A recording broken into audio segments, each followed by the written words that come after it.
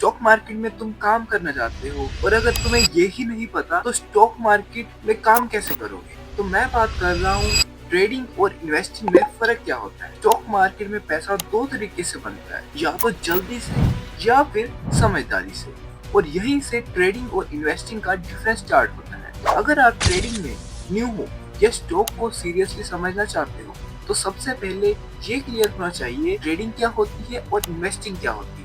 Trading का मतलब होता है शॉर्ट टाइम के लिए बाय और सेल करना, कभी सेम दिन और कभी कुछ दिन बाद या कुछ वीक्स बाद। ट्रेडर ज्यादा फोकस करते हैं प्राइस मूवमेंट पर, चार्ट्स पर, कैंडल्स पर और लेवल्स पर। ट्रेडर कंपनी के बिजनेस से ज्यादा प्राइस के बिहेवियर को समझने की कोशिश करता है। और इन्वेस्टिंग का मतलब होता है लॉन्ग टर्म के लिए कंपनी में हिस्सा ले लेना, और अगर सिंपल भाषा में समझाऊं तो किसी कंपनी के शेयर उठा लेना। इन्वेस्टर देखता है कंपनी क्या काम करती है, फ्यूचर ग्रोथ है या नहीं, बिजनेस स्ट्रॉन्ग है या नहीं।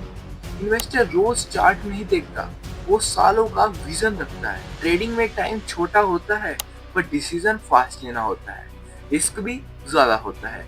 लेकिन इन्वेस्टिंग में टाइम काफी ज्यादा होता है लेकिन डिसीजन स्लो और सोच समझ के भी ले सकते हो, रिस्क काफी ज्यादा कम होता है। तो यहाँ एक बात तो क्लियर है, ये तो समझ लो, ट्रेडिंग इजी पैसा नहीं है और इन्वेस्टिंग बोरिंग नहीं होती।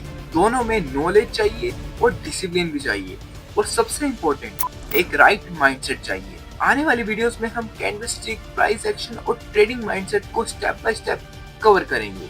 और अगर आप स्टॉक मार्केट को सही तरीके से समझना चाहते हो तो चैनल को अभी फॉलो कर लो, क्योंकि यहाँ टिप्स नहीं, लॉजिक और अंडरस्टैंडिंग मिलेगी स्टॉक मार्केट।